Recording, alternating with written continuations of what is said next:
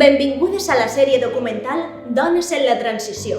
Durant els pròxims minuts coneixerem de la mà de Marian, Amparo, Pegua i Maria Dolores les experiències que van viure entre els anys 60 i 80, incloent els primers signes d'afebliment del règim franquista, la mort de Franco i l'inici i final de la transició cap a la democràcia, un procés que va concloure amb la promulgació de la Constitució de 1978.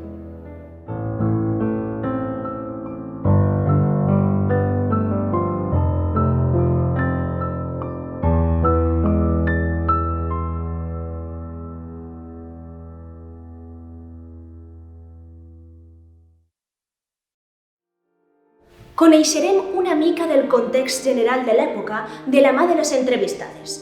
Com era Espanya en els anys 60? Com era la vida en família? I quina era la situació de la dona?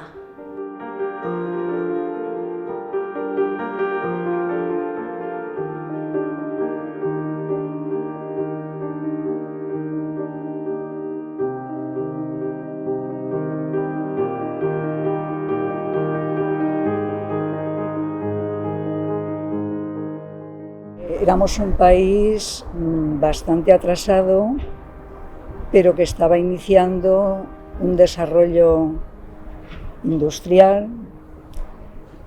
Tenía un montón, varios millones de personas en la emigración, porque hasta esa época la vida aquí era muy complicada.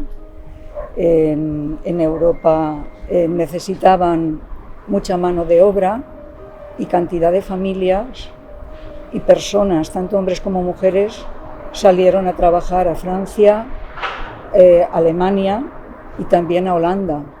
Entonces aquí la vida era pues bastante dura desde el punto de vista político. Lo que pasa que las personas ya llevábamos mucho tiempo, sobre todo las personas adultas, y los que en aquel momento éramos niños y niñas, habíamos nacido en lo que voy a mencionar, o sea, en una dictadura durísima que había tapado las bocas absolutamente, que todo era pecado, que todo estaba prohibido y que únicamente vivían bien los muy apegados al régimen. Entonces en casa siempre tenían la expresión de calla, calla, no digues res, calla, això no se diu, això no se pensa, calla, porque realmente había mucho miedo en las familias normales y corrientes también. Y mucha gente reconvertida al franquismo por supervivencia. Era un silencio absoluto y un miedo terrorífico, terrorífico. La idea que nos transmitían de cómo debían ser las mujeres era católica, a cuidar al marido, a cuidar la casa. Las asignaturas eran formación para el hogar y corte y confección. Y el modelo era completamente de sumisión al modelo masculino. No sabíamos eso por qué era, lo aprendimos con el tiempo, lo aprendimos cuando nos fuimos a casar y teníamos que tener licencia marital para trabajar. Yo no podía trabajar, si estaba casada y mi marido no me daba autorización. No podía heredar si mi marido no pensaba que podía heredar, o sea, absolutamente éramos dependientes de lo que el señor de la casa dijera. Podía ser el padre o podía ser el marido. Ese era el modelo de mujer que tenía el franquismo. Desde luego, olvídate de los anticonceptivos y olvídate de quejarte si había malos tratos y olvídate de todo. Incluso en esa época, pues para tener una cartilla en el banco, la gente que tenía dinero, pedir un préstamo o hacer cualquier actividad, tenías que pedir permiso del marido y tenías que tener permiso y autorización de él, si no, tú no podías hacer nada.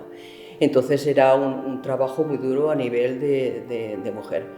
Claro, las mujeres también recordaban en aquella época las cosas que habían vivido en la época de la República, que habían conseguido cosas muy importantes, como que era el conseguir el voto, la mujer podía abortar y divorciarse, ¿sabes? Y entonces, claro, el contraste ese que había de la gente que recordaba esos momentos y los momentos de ahora de la dictadura, pues eran unos contrastes muy fuertes y la mujer en el fondo pues tenía inquietudes y ganas de luchar.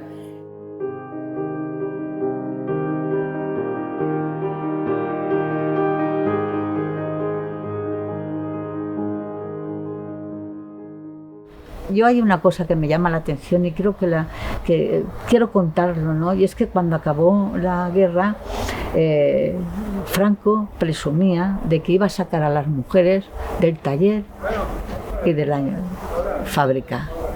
Con eso está dicho todo. O sea, la mujer a casa, a perpetuar los roles, a defender una sociedad católica malentendida, porque se puede ser cristiano, pero el catolicismo de la dictadura era catolicismo convencido de represión, de sumisión, y si no, ya teníamos la sección femenina para terminar de adoctrinar a las mujeres en aquel entonces, ¿no?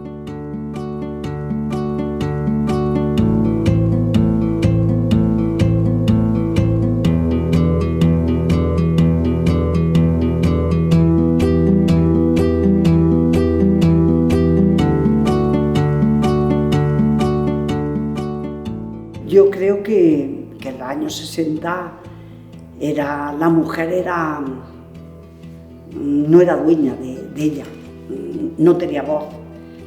La dictadura en la que estaba España y sobre todo el papel de la Iglesia fue fundamental para arrinconar a la mujer. Arrinconarla, la mujer no tenía ni voz, ni voto, no era nadie. Tú tienes que estar al servicio del marido, tú tienes que ser condescendiente, no tienes que vivir para ti, tú no te tienes que preocupar de ti. Tú eres la mujer que tiene que estar al servicio del hombre, de la educación de los hijos, de tu casa, pero de tu cuidado nada, tú no te tienes que cuidar, tú tienes que estar al servicio de él. Y eso era el papel de la mujer en aquellos momentos.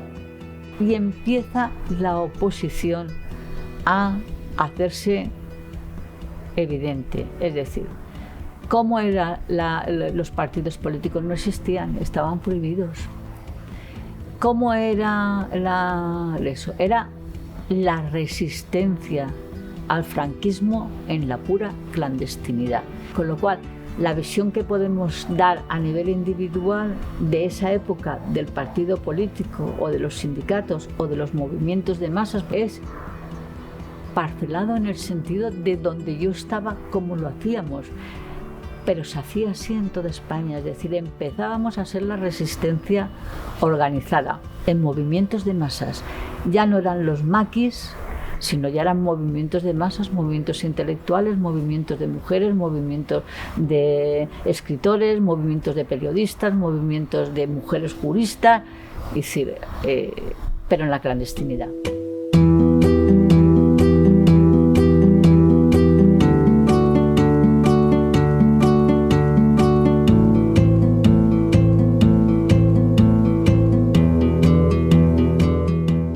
Empezamos a unificar lo que eran las reivindicaciones propias del barrio, o sea, fundamentalmente de infraestructuras, con las propias de la mujer: derecho a la planificación familiar, derecho al aborto, despenalización de los anticonceptivos, pero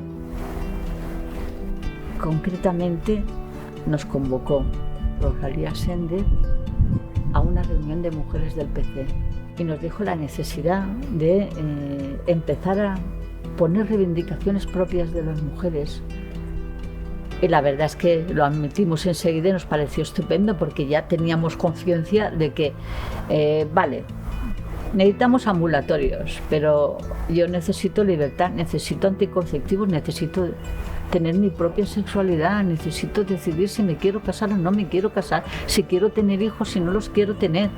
Con lo cual fue fácil, decidimos en aquella reunión que montábamos el Movimiento Democrático de Mujeres, porque el Movimiento Democrático de Mujeres lo impulsó las mujeres del Partido Comunista. Luego era un movimiento muy diverso y muy democrático de verdad. Cuando se monta el movimiento democrático, cuando tú empiezas a descubrir el feminismo, empiezas a decir, o sea, el feminismo es esto, y empiezas a sentirte cada vez más mujer, más feminista. Para los otros, la mujer estaba, no era una persona que podía pensar por ella misma, nos trataban como a un ser menor que no tiene capacidad de decidir, no tiene capacidad de pensar, y entonces todas las barreras esas que nos estaban poniendo, había que derribarlas, y el feminismo yo creo que era una herramienta, ha sido una herramienta fundamental para que la mujer vaya siendo ella. El Moviment Democràtic de Dones va ser una organització nascuda en 1965 en la clandestinitat per a lluitar contra la dictadura, reivindicar els drets de les dones i mobilitzar-les per a consolidar el col·lectiu de dones.